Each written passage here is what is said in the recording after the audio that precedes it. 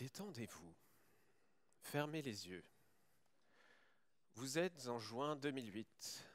Nadal vient de remporter son 4e Roland-Garros face à Roger Federer. Et on va pas se mentir, le match était vraiment chiant. Vous hésitez à vous faire inciner, mais vous ne croyez pas à cette rumeur d'un 4e Indiana Jones. À la place, vous décidez de regarder Lost saison 4, le final. Oh putain, il y a un mec dans un cercueil. Du coup, impossible de dormir. Vous pensez à votre semaine de boulot qui commence demain. Vous aimez votre poste de dev front-end.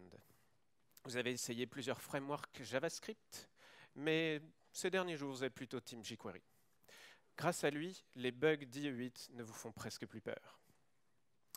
Vous avez besoin d'un plugin? Pas de souci, trop facile. Une petite recherche sur Internet et hop, vous tombez sur Google Code, vous copiez-collez la version minifiée dans votre projet, vous ajoutez la balise script qui va bien et le tour est joué. Les jours de flemme, vous référencez même l'URL du CDN directement et ça juste marche. Pas besoin de téléchargement local. C'est beau. Cette simplicité vous apaise et vous vous endormez paisiblement. Et soudain, vous vous réveillez en sursaut. Mais que se passe-t-il? Où êtes-vous? Et surtout, quand êtes-vous? On va y arriver. Ah, il n'y a pas de son, si? Non? C'est un peu décevant du coup. On la refait? Non, il n'y a pas de son. Je vous fais les bruitages à la bouche. Si vous trouvez comment faire du son d'ici la fin, c'est mieux. Vous venez de débarquer en 2021 où le chaos s'est installé. Nadal a perdu 4 fois Roland-Garros. La fin de Lost était nulle. Il y a même des rumeurs d'un 5e Indiana Jones. N'importe quoi. Et pour couronner le tout, depuis qu'un mec a bouffé un pangolin à l'autre bout de la planète, on a tous la 5G et on voit des QR codes partout. Ouais, je sais, ça a l'air complètement dingue, mais vous pouvez me croire, j'ai fait mes propres recherches. Côté dev front-end, le monde est devenu fou. C'est relou cette manette. Le monde est devenu fou, jQuery est devenu has-been, genre has-been de ouf. Maintenant, le framework à la mode, c'est React. Je vais y aller au clavier, c'est pas possible. Tout le monde fait des single page applications et du coup, tu peux laisse tomber la simplicité de l'ère jQuery. Non, maintenant, il faut utiliser, quand tu veux installer une dépendance, il te faut Node.js, NPM, un task runner, un bundler, un transpiler, un minifier. En vrai, il faut un bac plus 17 pour s'y retrouver dans tous ces outils, c'est n'importe quoi. Du coup, c'est devenu la jungle. Et je crois vraiment que le moment est venu de faire le point sur la question. Bonjour à toutes et à tous. Je m'appelle Hubert Sablonnière, je suis développeur web chez Clever Cloud et aujourd'hui, j'ai envie de vous parler de jungle et d'outils JavaScript. Alors, on va d'abord revenir sur certains concepts et termes qui ont été popularisés via l'arrivée de ces outils. On va se concentrer sur tout ce qui est build, parce que sinon on en a pour la semaine. Et ensuite, on va faire un retour d'expérience sur un système qu'on a mis en place chez nous pour essayer de revenir à quelque chose de plus simple. On verra comment, ce que ça implique et ce que ça implique. Voilà. Allez, c'est parti, on commence tout de suite par un petit guide. Ah, il y a du son. Oh, je suis d'aigle. Bon, c'est pas grave. Petit guide de survie de termes JavaScript, outils, etc. Alors, dans les années 2000, quand on voulait améliorer les performances JavaScript d'une page qui se charge avec beaucoup de JS, on faisait appel à la minification. L'idée, on prend un fichier, on enlève les espaces, les commentaires, bref, tout ce qu'on peut enlever pour que le fichier continue à fonctionner comme avant. C'est pas nouveau, vous connaissez. C'est une sorte de compression avec perte de données. Le but, réduire la quantité de code à charger dans le navigateur. Donc comme je disais, c'est pas nouveau. Les moins jeunes d'entre nous reconnaîtront les premiers outils qui ont permis de faire ça, qui étaient basés sur des regex. Ensuite, on est passé sur une génération d'outils plus à base de parseurs, notamment des outils qui utilisaient Java avant Node.js et qui utilisaient Rhino. Qui se souvient de Rhino? Ouais, pas tant que ça. Beaucoup de jeunes dans la salle. Et c'est avec ça qu'on a vu arriver des techniques comme le mangling, donc le fait de renommer les variables, l'élimination de code mort, etc. Aujourd'hui, les outils modernes sont devenus super puissants, surtout les petits nouveaux qui sont codés en Rust et en Go. Et donc eux, ils sont vraiment plutôt bien. Alors pour des raisons de confort de dev, on a commencé à séparer nos fichiers, parce que bah, voilà. Tant qu'on les chargeait dans le bon ordre, qu'on mettait en gros le plugin jQuery en premier, enfin le jQuery en premier et les plugins ensuite, ça se passait bien. Mais du coup, on s'est dit, on va essayer d'améliorer les perfs en évitant de charger tous ces fichiers avec la concaténation. L'idée, on prend plusieurs fichiers, on les combine dans un seul fichier, on respecte l'ordre, et normalement, ça marche. Le but, réduire le nombre de requêtes. Je rappelle qu'en HTTP1, le nombre de requêtes qu'on peut faire en parallèle dans un navigateur sur le même domaine est limité. C'est un truc qu'on a fait avec... à cette époque-là, on a commencé à dégainer des outils de pipeline, des outils de task runner. Alors, je dirais bien que c'était le bon vieux temps, mais je bosse encore sur une app qui utilise Grunt, donc RIP. Après, respecter l'ordre des fichiers, ça va 5 minutes, mais c'est un peu casse-gueule. Du coup, on a commencé à passer au niveau supérieur de la concaténation, le bundling. L'idée, on prend un fichier source, on analyse ses dépendances, on va les assembler dans le bon ordre et dans un seul fichier, avec un peu de glue pour que ça continue à fonctionner. C'est une sorte de concaténation qui connaît le système de modules, qui fait que le module vert a une dépendance vers le module rose, vers le module bleu, qui lui-même a une dépendance vers le jaune, etc. Le but, c'est comme la concaténation, hein, c'est réduire le nombre de requêtes que fait le navigateur. Ça a commencé un peu avec des systèmes de modules custom sur Clojure ou Dojo et Require. Ensuite, on est passé donc avec Dojo et Require avec AMD. Ensuite, une bonne partie de la communauté est passée sur CommonJS, le format de module popularisé par Node. Et enfin, on est arrivé au trio d'outils qu'on aime tous les jours, n'est-ce pas? Notamment Webpack. Donc Webpack, c'est clairement le plus populaire aujourd'hui en termes d'usage, pas forcément en termes d'utilisabilité. Rollup, c'est le seul qui s'est exporté de l'ESM, moi c'est vraiment mon petit préféré. Et Parcel est censé être vraiment zéro config, ça juste marche et il est plutôt cool pour l'HTML. Si vous êtes un peu perdu, les équipes DevRel de Google ont fait un site un peu récap avec des scores. Lui, il sait faire ci, lui, il sait faire ça, qui est plutôt pas mal fait.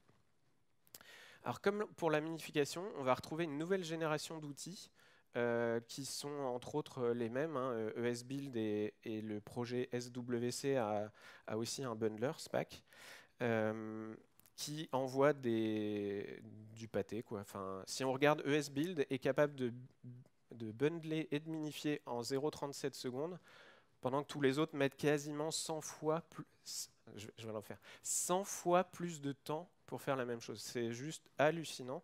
Donc ça a perturbé énormément les choses. Imaginez, vous faites un bundler et là, vous regardez, il fait quoi? 100 fois? Ok, bon, c'est impressionnant. Quand la concurrence entre ces outils s'est intensifiée, entre notamment Webpack et Rollup, on a vu apparaître un ensemble de techniques au niveau du bundling précisément. Donc il y en a une, c'est le scope hoisting, donc le hissage de scope. Je vais arrêter d'essayer de traduire, c'est horrible. Imaginez que vous avez un fichier avec une fonction add, lib. Ok. Vous avez un index dans lequel vous importez la fonction add. Vous l'utilisez 2 fois. Oh là là, ce code est compliqué. Quand vous bundlez ça en un seul fichier pour essayer de faire une seule requête avec Webpack, il fait 6 lignes de code, pas de souci, je fais un seul fichier. Ok. Donc en gros, au départ, il met un peu de glue. Et après, si vous regardez bien en bas ici, on retrouve 2 fonctions qui encadrent en fait le code qu'on avait avant. Donc là, l'addition, elle est juste là. Et le scope hoisting, l'idée, c'est de remonter une fonction qui est importée par un fichier dans le même scope. Attention, gain de performance de dingue, paf. Ok, merci Webpack. Alors ça, c'est Webpack 4, hein, je suis un peu méchant. Webpack 5, maintenant, a suivi ce que fait Rollup depuis des années, à savoir, attends, il y a deux fichiers, bah, je les mets dans le même scope. Là, j'ai à peu près compris que ça ne poserait pas de conflit de nom de variable ou quoi que ce soit. Et littéralement, c'est tout petit, quoi. Donc, le but du scope hoisting, c'est de réduire la quantité de code au-delà du fait d'avoir bundlé les choses ensemble. On continue sur les techniques de bundling avec le tree shaking. Donc le tree shaking, on en parle souvent, genre ouais, moi, mon application ou ma librairie, elle est tree shakeable. Putain, les adjectifs qu'on est capable d'inventer. L'idée, si vous avez un module qui va importer une sous-partie de certaines dépendances, genre je veux Lodash, mais quand vous dites tiens, je veux group by de Lodash, Lodash il fait tiens, voici 47 000 fonctions. Avec le tree shaking, vous pouvez dire non, non, mais moi je veux juste ça. Et puis dans la fonction de moment, alors moment n'est pas tree shakeable, mais en tout cas, je veux juste parser les dates. L'idée, c'est d'aller produire un fichier, un seul et unique fichier, qui contient le module vert et uniquement les dépendances qu'on a récupérées, donc le rose et le bleu. Le but, toujours, limiter la quantité de code qu'on va mettre dans le bundle final. Ensuite, le code splitting. Alors celui-là, il pique un peu, attention. Il est quelle heure, vous êtes réveillés? C'est bon. Le code splitting, l'idée, quand vous faites le bundle d'une app, si vous avez votre app, le fichier principal, c'est le fichier vert. Vous avez le code de la page profil, c'est le rose. Le code de la page contact, c'est le bleu. Et eux-mêmes, ils importent des sous-modules. Si vous bundlez, vous allez tout récupérer en un seul fichier. Et donc forcément, ça c'est ce qu'on a fait au début des single page applications. Et donc pour charger juste une petite vue, tu te tapes les 47 vues qui vont avec, même si tu t'en sers pas tout de suite. L'idée du code splitting, c'est de se reposer sur des imports qui soient dynamiques. Donc ce qu'on va faire là dans le fichier vert, en général dans le routeur, on va dire si on arrive sur la route de la page profil, j'importe le module de la page profil, mais je l'importe dynamiquement. Donc en fait, ça va se faire en deux requêtes. Et en fait, le code splitting, c'est dire je vois des imports dynamiques, je vais arrêter de faire un énorme bundle, je vais faire un bundle principal qui contient le routeur, etc. Et qui va dire il y a quoi dans l'URL, ok, là on est sur le bundle rose, etc. Donc ça, c'est vraiment une super technique parce qu'on a pu faire des temps de chargement beaucoup plus faibles et on a arrêté de charger l'énorme quantité de mégas de JavaScript juste pour afficher une vue. La petite subtilité du code splitting, c'est que si le module jaune, ici, il est importé que par le module rose. Donc c'est facile, on le met dans le même fichier avec le rose.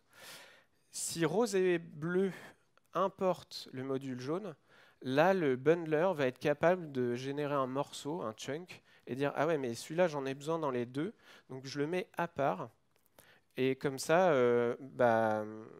bon, là, en l'occurrence, c'est un peu, il va le charger tout le temps, mais on pourrait avoir une troisième vue qui n'a pas besoin de le charger. Et donc, le code splitting, on est vraiment sur les imports dynamiques qui vont générer des fichiers à part. Et si on a un peu de la... Moi, ça me fait penser à de l'héritage en diamant, en C++, non, c'est pas ça. Ça fait des années que j'en ai pas fait, je dis peut-être des bêtises, mais on va vraiment mettre le module jaune à part. Le but, toujours encore, réduire la quantité de code et si possible aussi obliger un peu à utiliser mieux le cache et si vous passez d'une page à une autre, vous avez déjà une bonne partie du code qui a été chargé. Ensuite, nous avons le import hoisting qui est mon challenge de la journée. C'est le plus relou à expliquer, mais on aura une petite démo après.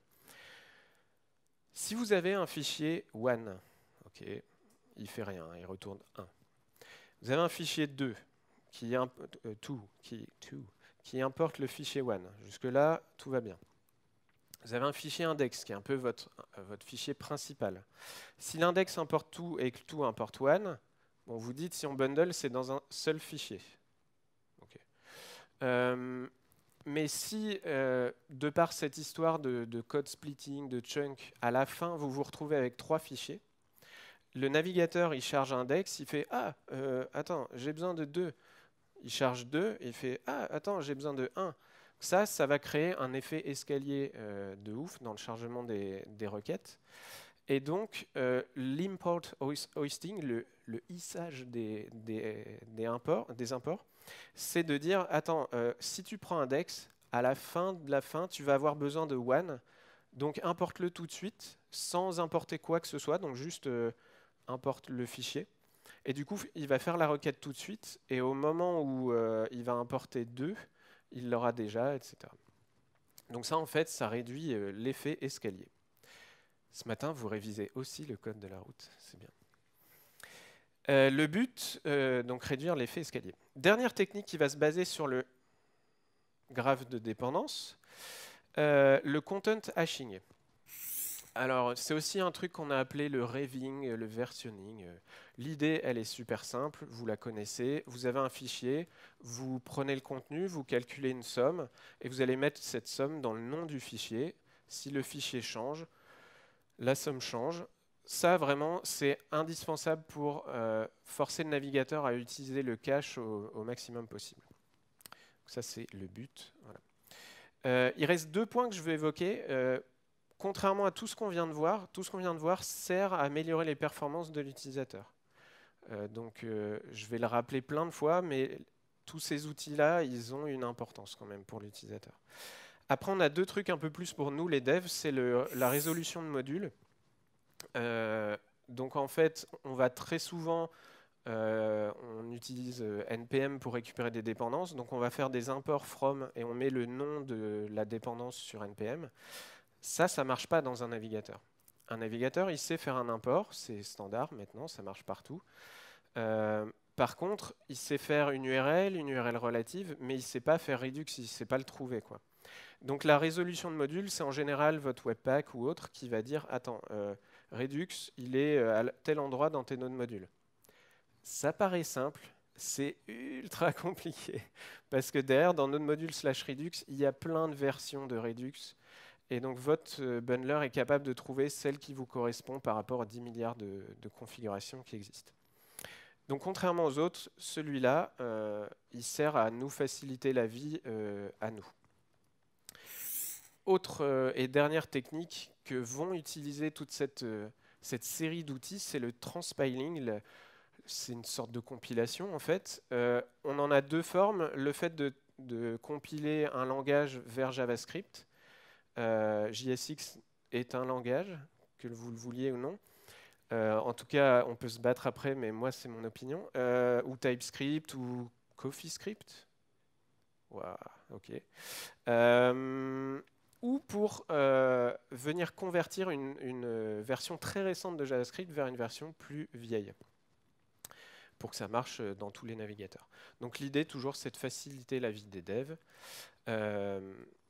Bon, RIP CoffeeScript quand même, mais on a eu au départ Tracer chez Google qui est arrivé, et ensuite clairement Babel a poutré le game.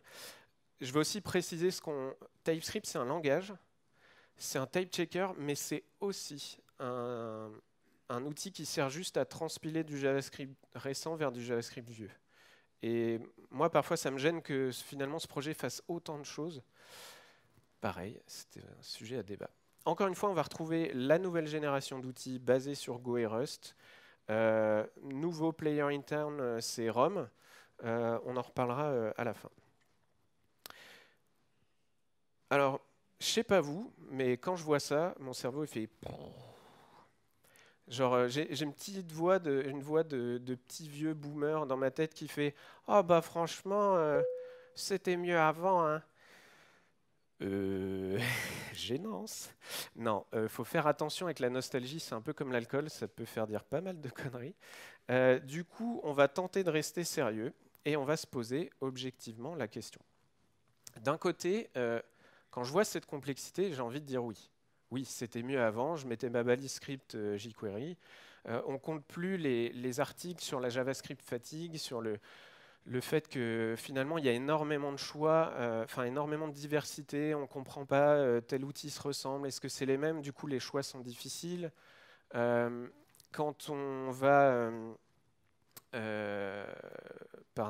on va avoir du mal à les brancher entre eux, du coup les mises à jour sont compliquées. Heureusement, ça va, hein, on n'est pas complètement tout nu dans cette histoire. Les frameworks JS modernes viennent quasiment tous avec une ligne de commande ou un générateur de squelettes de projet pour nous faciliter la vie, et tant mieux. Finalement, un framework, il est aussi là pour ça, pour nous faciliter la vie, faire des choix à notre place et qu'on puisse gagner du temps. Par contre, quand on fait des choix à notre place, on va d'une certaine manière abandonner le contrôle sur ce qui se passe sous cette couche d'abstraction et renforcer le couplage finalement entre notre code et les outils qu'on utilise. À tel point aujourd'hui qu'il y a certains projets, certains frameworks avec lesquels on ne peut pas les utiliser sans la série d'outils qui va avec. Pour Svelte, ça me paraît pertinent. C'est vraiment censé être un compilateur, ok. Pour React, est-ce qu'on a vraiment besoin de JSX avec un compilateur pour faire des templates comme ça, alors que maintenant il y a des meilleures solutions? Je ne sais pas. Au fur et à mesure des années, moi je me suis énormément habitué à cette manière de faire. Ok, je fais du JavaScript, je suis dans ma bulle, je me suis habitué à tous ces codes. Et du coup, quand on a commencé une bibliothèque de composants de Web Components chez Clever, je me suis dit, ok, tu veux utiliser nos composants, pas de souci, tu payes la taxe Node.js NPM Webpack, sachant que tu n'as peut-être pas la bonne version de Node, du coup il te faudrait NVM, mais NVM c'est has-been, maintenant il faut utiliser Volta, que c'est codé en Rust, laisse tomber. Et en fait, le détail important, c'est que nos composants, c'est des Web Components. Les Web Components, pour ceux qui sont toujours pas au taquet, parce que vous devriez, c'est trop bien. Un Web Component, c'est quoi? C'est une classe JavaScript qui définit le comportement de votre composant. Après, vous dites au navigateur, ma classe JavaScript, c'est tel nom de balise custom que j'ai choisi moi-même. Et après, c'est une balise. Comme n'importe quelle autre balise, vous l'utilisez en HTML, vous manipulez le DOM. Ça marche partout, ça marche dans les navigateurs modernes, y compris Safari, depuis même un poil avant Firefox. Ça marche dans tous les frameworks modernes, sauf React, mais en fait... Enfin bref, c'est galère, mais en mettant un peu de glu, ça marche. Bref, ça marche partout, ça marche dans des sites web statiques, des CMS, des ce que vous voulez. Mangez-en, c'est trop bien. Du coup, si ça marche partout, c'est un peu abusé de dire à des gens qui sont des professionnels du web, qui font pas forcément de JavaScript. C'est pas parce que vous êtes un professionnel du web que vous faites du JavaScript. Je rappelle que HTML, CSS, c'est des vrais langages. L'intégration, c'est un vrai métier. Et puis, il y a énormément de compétences qui ne sont pas habituées, qui n'aiment pas ces outils. Et donc, ouais, c'est un peu abusé de leur faire payer cette taxe, quoi. Du coup, d'une certaine manière, oui, c'était mieux avant. On mettait juste la balise jQuery et ça marchait bien. Et en même temps, quand on voit les gains de perf que j'ai pu évoquer, ou en tout cas toutes les techniques qu'on a évoquées au début, moi j'ai envie de répondre non, c'était pas mieux avant. On peut pas se passer de toutes ces améliorations sur notre code qui vont se répercuter sur l'expérience utilisateur. Du coup, réponse d'informaticien, ça dépend. En fait, nous, ce qu'on veut, c'est le beurre et l'argent du beurre. Du beurre, Uber, non, bref.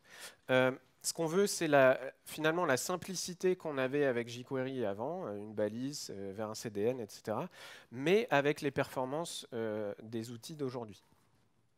Est-ce que c'est possible? C'est la question qu'on s'est posée chez Clever Cloud, et donc je vais vous faire un petit retour d'expérience sur ce qu'on a essayé de mettre en place. Donc, je l'ai déjà dit, je travaille chez Clever Cloud. En ce moment, nous recrutons.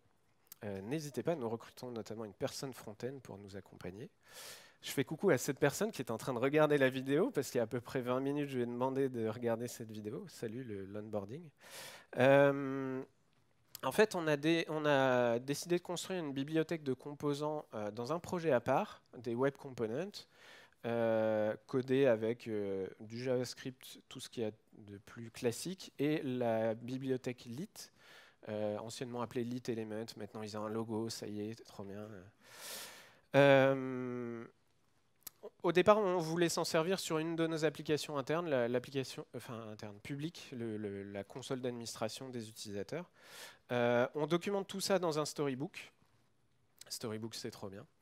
On a des composants bas niveau, genre un input text, des composants plus haut niveau, très métier, un qui affiche les requêtes sur les 24 dernières heures, ou ou des cartes. Enfin bref, on a du bas niveau et du haut niveau, on a un peu de tout. Quand on s'est lancé dans cette expérimentation, on a essayé de se dire, OK, nous, on veut un truc simple en mode CDN. OK, qu'est-ce qui se fait un peu actuellement? Il y a beaucoup de choses qui se font. Typiquement, un qui est assez connu, qu'on retrouve assez souvent, parce que oui, pendant mes recherches, je suis sorti de ma bulle, j'ai regardé comment on pouvait installer Moment, D3, enfin bref, toutes les librairies qui ne vont pas forcément être couplées à un framework JS, et elles proposent systématiquement une installation au-delà de NPM, une installation via un CDN, enfin une installation, un usage, quoi. CDNJS, si vous voulez être dessus, il faut que votre projet ait un seul bundle, un seul fichier. Donc ça marche bien pour, ouais, ça marche bien pour Moment, pour des petites librairies, genre Masonry, pour faire des trucs et tout. Nous, quand on minifie, qu'on met tous les composants, ouais, ça pèse un peu. Bonjour, je voudrais un toggle ou un input text. Ou, bonjour, voici 640 kilos de JS. Ah oui, il y a beaucoup de jeunes dans la salle. Une disquette, c'est le stockage, hein. Ça veut dire qu'il y a beaucoup de choses à stocker. Ensuite, on a regardé JS Deliver. Donc JS Deliver, c'est bien, mais il faudra leur dire que le blanc sur fond orange, c'est pas bien. Quoique là, les contrastes sont pas trop mal. Non, JSPM, c'est la suite. JS Deliver est pas mal. Tout ce qui est sur NPM est dispo sur JS Deliver, avec une URL, machin. Donc là, si vous regardez l'URL, on est sur les composants Clever. C'est un des seuls qui, en plus de servir les fichiers, a des directory listings à la Apache, là, un peu plus joli, mais ça, c'est vachement bien pour être certain qu'ils ont récupéré ce qu'il y a sur NPM. Sur les autres, on est un peu à l'aveugle. Et donc, si on regarde mon input text chez Clever, le fichier qui était sur NPM, il est dispo sur une URL. Donc jusque-là, ça va bien. Alors si vous suivez mon curseur tout en haut, ici, on voit un import from lit element, entre quotes. Donc ça, c'est ce qu'on a vu tout à l'heure. C'est un bare import specifier, un import tout nu. Mon navigateur, il voit ça, il fait « Ouais, il n'y a pas HTTP, il n'y a pas machin, je ne sais pas d'où ça vient. » Pour ça, JS Deliver a sorti un truc après qu'on ait commencé ces travaux-là, en fin d'année dernière, qu'ils appellent ESM Run. Bref, c'est toujours en blanc sur fond orange. Mais l'idée, c'est qu'en rajoutant plus ESM à la fin, d'ailleurs, on voit qu'ils ont utilisé Rollup et Terser. Si vous suivez mon curseur ici, lit element a été remplacé par une URL en / npm lit element, etc. Ça veut dire qu'en fait, JS Deliver connaît tout NPM, et quand il voit lit element, il fait OK, donc moi je l'ai rangé dans / npm / lit element, machin, telle version, et donc je réécris ça. Du coup, moi, si je charge cette URL-là dans mon navigateur, ça va charger le code du composant, et ensuite en cascade, ça va charger lit element, etc. Cette technique, elle existait déjà chez 3 CDN majeurs qui sont UnPKG, JSPM et Skypack. J'insiste un peu sur JSPM, c'est pas le plus documenté, le plus connu, mais il est fait par Guy Bedford, qui bosse énormément sur les modules, sur l'open source. C'est grâce à lui que vous voyez plein de choses qui arrivent dans les autres, et c'est le moins connu, donc Guy, si tu nous écoutes, tu rocks. Donc voilà, on a testé un peu tous ces trucs-là. À chaque fois, il y a des trucs qui ne nous vont pas. Il y en a où il n'y a pas les images, parce qu'on a quelques icônes dans nos composants. Il y en a qui font de la minification automatique, mais j'aimerais bien avoir la main dessus. Il y en a où la cascade est assez lourde, d'autres qui font beaucoup de redirections. Après, Skypack, il fait de la transpilation automatique. Il fait « Ouh là là, tu as un très vieux navigateur, tiens, prends 30 kg de JS en plus pour émuler ce que tu ne sais pas faire. » Ça, c'est pas mal. Mais du coup, on s'est dit, nous, on aimerait bien avoir un peu plus la main. Et puis, surtout, dire à des partenaires et des clients qui demain, hey, utilisez nos composants. Par contre, vous allez charger du JS dans vos applications et ça vient de sites web qui sont 100% gratuits. On ne sait pas trop qui paye. Enfin, si, on sait, il y a des sponsors publics, mais moi, ça me gêne un peu toujours en termes de sécurité de dire je vais charger en prod d'une origine tierce comme ça. Et dernier problème, on va dire, c'est c'est le fait qu'on va devoir charger les fichiers un par un. Donc ça veut dire que moi, si je veux juste une balise script, c'est mort. Il va falloir dire à mes utilisateurs, attends, en fait, tu ouvres une balise script, à l'intérieur, tu vas importer le système de traduction, ensuite, tu vas importer un par un les modules que tu veux, et ensuite, tu vas brancher le système de traduction. Ouais, super. Alors, les gens, ils peuvent copier-coller ça, hein, mais on ne se rapproche pas trop de l'expérience que je voulais. Du coup, on s'est dit, on va créer notre propre Smart CDN. Ça, c'est trop bien. L'idée, ce serait de dire, bon, on a une balise script qui pointe vers une origine, exemple. Moi, je voudrais pouvoir dire components, je veux l'input text, voire je veux mettre plusieurs composants. Donc, je vais les séparer par des virgules. OK. Toujours dans ma liste Père Noël, je veux pouvoir rajouter la langue dans laquelle je veux l'utiliser et tu gères tout seul. J'ai pas envie de faire les machins, tout le boilerplate. Et je veux pouvoir proposer choisir la version et si possible en semver, tout comme le font la plupart des CDN modernes. OK, ça c'est cool. Maintenant, est-ce que c'est possible? L'autre truc, c'est qu'on va devoir prendre les fichiers et au moins faire la résolution de modules, parce que dans nos sources, on a mis lit element. Donc on va utiliser, moi celui que je préfère vraiment pour faire ça, c'est rollup. Et on va aller stocker nos fichiers sur un object storage. Non, on ne va pas utiliser celui que vous croyez. On est chez Clever Cloud, on a notre propre object storage. Il y a un moment, il faudrait quand même qu'on l'utilise. Et il est plutôt cool, donc c'est cool. Donc on va stocker ça là-dessus. Et donc, quand on a commencé, on s'est dit, bah, on met tous les fichiers sur un object storage et on voit ce que ça donne. Et donc pour ça, on a préparé 4 pages. Donc une page avec des composants texte, un composant de redirection, une page avec juste le toggle. Bon là, il n'y a rien qui est choisi parce qu'on a tous notre Beatles préféré et je ne veux pas faire de choix. John. Et une page avec le formulaire de gestion des variables d'environnement et une page avec plein de trucs. Là, on ne le voit pas, mais en bas, il y a aussi une carte. Donc ça, c'est vraiment la grosse page qui ressemble à ce qu'on a dans notre console d'administration. Ouais. Ce qu'on s'est dit, c'est qu'avec ces 4 pages, on allait tester, mesurer et à chaque fois essayer d'améliorer les choses. On a utilisé Web Page Test, qui est vraiment juste trop bien. J'ai testé aussi Dairboost, qui est vraiment pas mal. Donc je vous conseille vraiment ces 2 outils si vous voulez faire du suivi et de l'analyse de performance. Je gère le timing en même temps, parce on va passer dans la séquence vidéo. Vous êtes prêts? Alors attendez, d'abord il faut que j'introduise ce que je vais vous montrer. Oui. On avait tous nos fichiers sources. La première modification qu'il faut faire sur ces fichiers, c'est transformer les lit elements, leaflets pour les cartes ou autres, en une URL, donc la résolution de module. C'est la première transfo qu'on a appliquée, c'est la seule qui n'est pas standard dans notre code. On en a une autre, enfin on n'en a pas une autre justement, je voudrais revenir sur le fait que on utilise cette technique pour référencer... non, on n'utilise pas cette technique pour référencer les images. Ça, il y a beaucoup de gens qui font ça avec Webpack. Ça, c'est pas standard. On ne peut pas faire un import d'un fichier SVG avec du JavaScript. Nous, ce qu'on fait, c'est un peu plus verbeux. On crée une URL relative au script qui pointe vers l'image. Ça, c'est standard. Ça marche dans un navigateur. Il n'y a pas besoin de le transformer. Ça, c'est plutôt cool.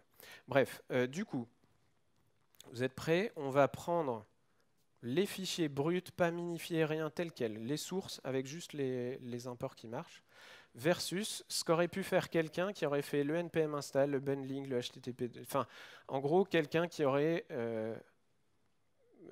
tout géré aux petits oignons et au mieux des choses. En fait, je peux parler pendant très longtemps, cette vidéo est très très longue. Elle est justement faite pour boire de l'eau. On va accélérer un peu. Hein. Clairement, ça met 9 secondes. On est sur de la 3G assez lente, hein, donc c'est normal que ce soit long. Mais à gauche, on est bien sur une personne qui a npm install, bundler, machin truc. À droite, on est sur les fichiers, la cascade de fichiers bruts. Je suis censé avoir des contrôles. Ok, spoiler, ça met 40 secondes. 42, je ne sais plus. Là, je me suis dit, mais attends, moi, on m'a dit qu'HTTP2, il n'y avait plus besoin de bundling, ça réduisait l'effet escalier. On demande encore des preuves de ça. Ça améliore les choses. Ça veut clairement pas dire que le bundling est terminé. Du coup, j'ai essayé d'appliquer. Ah oui, ouais, je sais pourquoi je n'ai pas les contrôles. Désolé. Du coup, j'ai essayé d'appliquer HTTP2 versus HTTP1 sur ma cascade de fichiers bruts, etc. Clairement, ça change pas grand-chose. En HTTP2, on a gagné à une seconde et quelques. Donc c'était pas flagrant, et je pense que c'est parce qu'il y a énormément de fichiers à charger en concurrence dans le navigateur. Après l'HTTP2, j'ai essayé une autre technique qui est vraiment propre au serveur, la compression. Qui connaît Brotli? Ouais, alors gzip c'est has-been, hein. Maintenant c'est Brotli. Non, j'exagère un peu, mais regardez avec vos équipes prod. Brotli est un format de compression que vous retrouvez sur Apache, Nginx, etc., qui est un petit peu mieux que gzip, donc c'est toujours assez cool d'utiliser celui-là plutôt que gzip. La compression, ça permet de réduire la quantité de code. Pareil, ça met une plombe à charger, donc je vais vous montrer plutôt le fait que, bah ouais, clairement, ça réduit énormément la quantité de code. En rouge, on a le Brotli, en bleu, on a les sources pures. En termes de temps de chargement, on passe de 40 et quelques à 14 et quelques secondes. Et si vous devez retenir deux choses aujourd'hui, minifier, compresser, et si ça ne vous intéresse pas, vous arrêtez là, parce que clairement, c'est les deux trucs les plus importants. D'ailleurs, je viens de dire compression, mais la minification, je rappelle, ça on l'a dit au tout début, la minification, on en est là. Donc on va encore gagner sur la taille des fichiers et donc encore gagner sur le temps de chargement. Donc là, on se rapproche des 10 secondes, 10-11 secondes et quelques. Bon, ça c'est facile, compression, minification, etc. On va pouvoir dégainer les vraies techniques qu'on a appris tout à l'heure, le tree shaking. Ok. Là, j'étais un peu déçu. Je me suis dit, ah ouais, je vais enlever les bouts de code dont je ne me sers pas, mais ça change quasiment rien au temps de chargement. Ce que j'ai fait après, c'est d'aller voir quelle dépendance j'utilisais, et je fais, ah mais attends, Chart.js, il importe Moment, alors que dans mes graphes, j'ai pas de date. Ah le bâtard. Et du coup, je me suis dit, non, non, mais attends, moi je vais faire une custom relou, et je vais enlever Moment, et j'ai fait ça aussi sur une autre librairie. Du coup, j'ai encore gagné un peu de place. Si vous avez des dépendances où vous prenez qu'une seule fonction sur tout un fichier qui sont très facilement trichecables, vous aurez potentiellement des gains meilleurs. Bon, après, ce n'est pas non plus transcendant en termes de chargement. Ensuite, j'ai essayé d'appliquer du code splitting. Donc, encore une fois, on va réduire le nombre de requêtes. Quand je dis on va réduire le nombre de requêtes, donc si je ne dis pas de bêtises, en bleu, on a le cas d'avant, donc juste on n'a pas fait de code splitting. En rouge, on demande à Rollup, fais le code splitting que tu veux. Et en orange-jaune, là, je sais pas quoi, je viens le forcer à regrouper des choses ensemble. Parce qu'il se dit, ah ouais, mais tel fichier, ce serait mieux s'ils étaient séparés. Et tu es là, ouais, mais tes fichiers, ils font 1 kilo, quoi, ça sert à rien. On va pas gagner de temps à les charger indépendamment. Et donc, en le forçant un peu la main, on a commencé à gagner en nombre de requêtes et gagner en temps de chargement. Et enfin, je reviens sur l'import hosting. Celui que je vous ai dit, c'est un peu galère à expliquer. L'idée, c'est bien de dire, je sais à l'avance que dans la cascade de chargement, tu auras besoin de ça. Donc, je vais essayer de ramener les choses au plus tôt. Et donc, finalement, nous, notre système, il a un ensemble de fichiers sur un object storage et un endpoint dynamique qui va lire l'URL dont je vous ai parlé avec la version, la langue et la liste de composants. Et il va générer ça, en fait. Alors là, c'est simplifié, hein, mais... Et il va dire, je sais que tu as besoin du composant 1, mais lui, il a besoin du 2 et du 3. Et donc là, c'est une technique que m'a donnée Guy Bedford, toujours Guy. C'est de lister les imports dans l'ordre inverse de parcours du graphe. Je ne sais pas si c'est exactement la bonne dénomination, mais vous voyez l'idée. En les mettant à l'inverse, le composant dont vous allez avoir besoin le plus profond dans votre graphe va être chargé le plus tôt possible. Et vu que lui, il n'a pas de dépendance, une fois qu'il est chargé, il est exécuté et tout va bien. Donc nous, on génère ça. Alors pour ça, forcément, on a besoin d'un plugin pour aller analyser les dépendances, préparer une espèce de... On a fait un manifeste dans lequel on a finalement pour chaque fichier la liste des dépendances. On a des fichiers qui en ont pas du tout. Voilà. Alors, en faisant ça, bah, c'est pas complètement dingue. C'est-à-dire que on a vraiment essayé d'annuler la cascade. Par contre, en termes de visuel, à quel moment la page s'affiche, ça change pas grand-chose. Bon, ça dure 9 secondes, mais croyez-moi sur parole, ça ne change pas grand-chose. Ce qu'on a changé, c'est ça. Donc ici, on n'est plus sur des imports statiques, on est sur des imports dynamiques. Alors je ne sais plus comment j'ai eu l'idée de faire ça, mais quand on fait ça, alors si je ne dis pas de bêtises, sur l'écran qui va arriver à gauche, vous avez, il sera peut-être à droite, mais votre cerveau va faire le... D'un côté, il y a le cas où vous avez configuré votre bundler vous-même, vous avez fait le npm install, vous êtes un gros boss de Webpack, etc. Versus ça. Notre CDN qui charge dans l'ordre inverse du parcours de graphe avec des imports dynamiques. Donc le mode je sais ce que je fais est à gauche, le mode à droite c'est le CDN.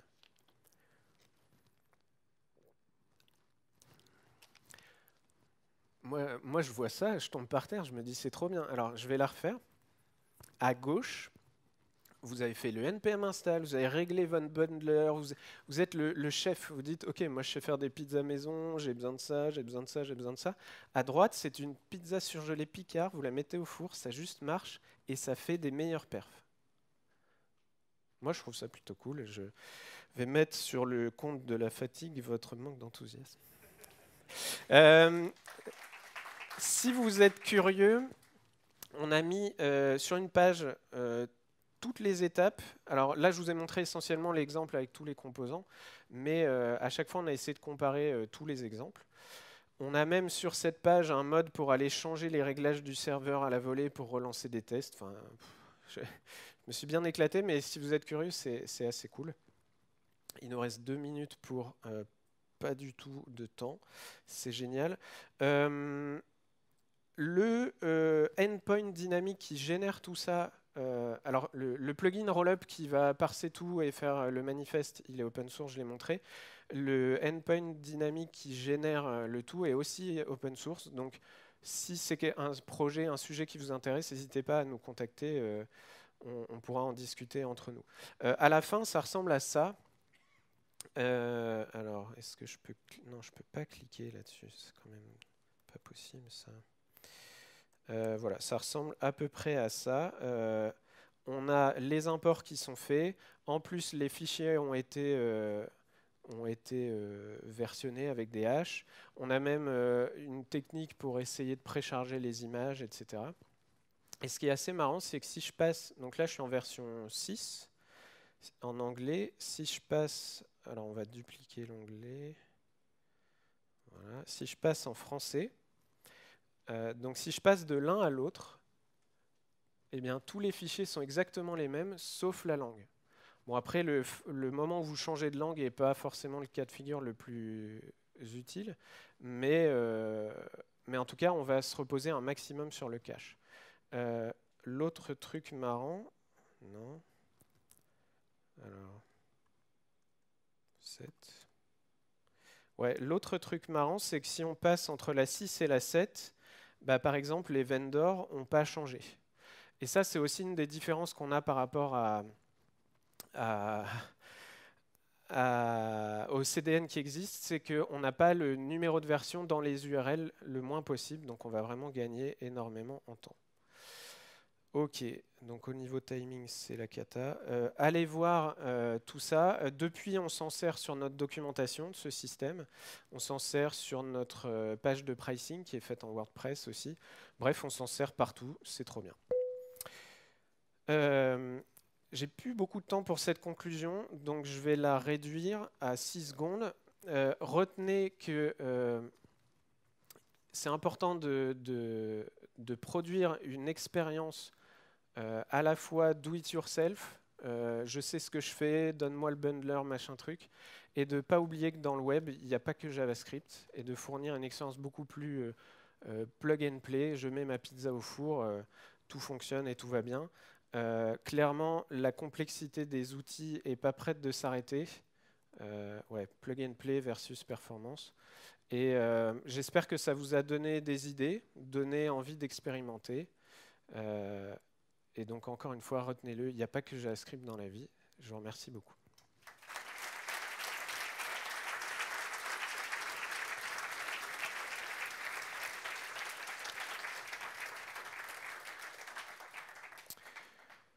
Je suis au stand de Clever Cloud pendant les 3 jours. On peut digresser là-dessus si vous avez la moindre question. Il y a des trucs que je n'ai pas eu le temps de montrer, je suis désolé. Donc n'hésitez pas à passer. Et voilà. Merci encore.